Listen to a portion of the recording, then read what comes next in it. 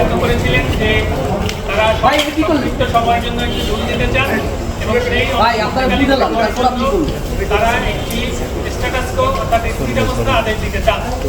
এবং আপনারাও অনেকে গতকালকে আদালতে উপস্থিত ছিলেন, অনেক বিজ্ঞ আইনজীবী ছিলেন, কিন্তু এরপরে যে একটা পরিস্থিতি তৈরি হয়েছিল সেটা আপনারা নিজেরাও প্রত্যক্ষ করেছেন।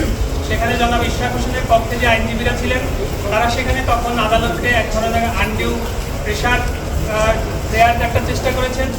এবং আজকে যখন আদালতে আদেশের জন্য দিন ধার্য ছিল, আদালত শুরুতে উঠেই তারা জনাব যিনি বারের সভাপতি ছিলেন তাকে ডেকে নিয়েছেন এবং ডেকে নিয়ে যিনি এই বেঞ্চের কনিষ্ঠতম বিচারপতি ছিলেন বিচারপতি জনাব দেবাশিস রায় চৌধুরী, তিনি সরাসরি বারের সভাপতিকে ডেকে বলেছেন যে গতকালকে তারা কোর্ট থেকে নেমে যাওয়ার সময় বারের সভাপতি যাকে রিপ্রেজেন্ট করছিলেন তাদের সাইড থেকে এমন একটি বাজে আলাপ করা হয়েছে যেটা একটা ভীতি সঞ্চারের মতো অবস্থা তৈরি হয়।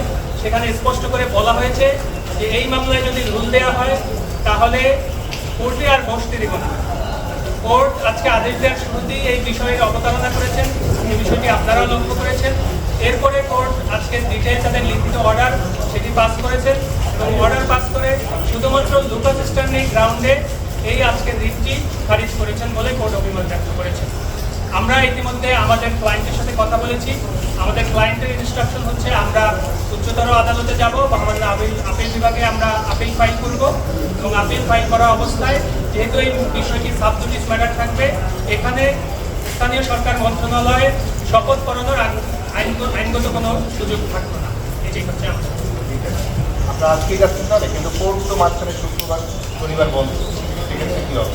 আপনারা জানেন যে কোর্ট বলেছেন যে আজকেই তারা চেষ্টা করবেন যে এই যে আদেশটি সেই আদেশটি তারা সাইন করে দিতে। আমরা দখলের দরখাস্ত নিয়েছি ইতিমধ্যে।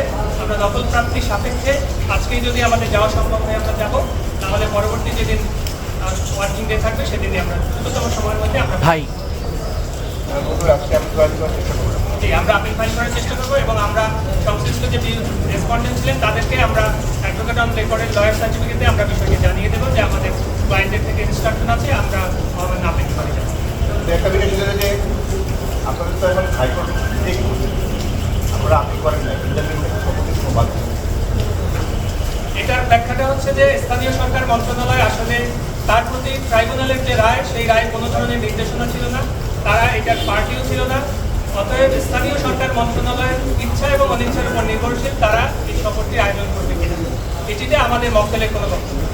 আমাদের ক্লায়েন্টের বক্তব্য হচ্ছে যেহেতু বিষয়টি সাবজুডিস, মহামান্য হাইকোর্ট বিভাগ শুধুমাত্র লুকাস স্ট্যান্ডিং গ্রাউন্ডে এই রিটটি খারিজ করেছেন মোশন হিয়ারিংয়ে।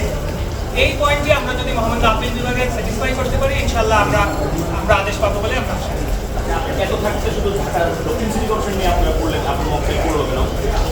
আমার মক্কেল ঢাকা দক্ষিণ সিটি কর্পোরেশনের একজন রেসিডেন্ট, সে কারণে এটি এরা অন্য কিছু নিয়ে তো হাইকোর্ট বলেছে লুকাস নেই।